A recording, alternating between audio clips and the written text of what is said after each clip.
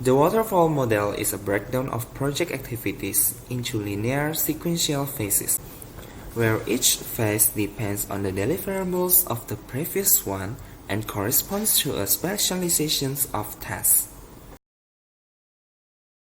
Meeting requirements. Collecting the appropriate data requested by the client, such as needs, problems to be solved, and functionality.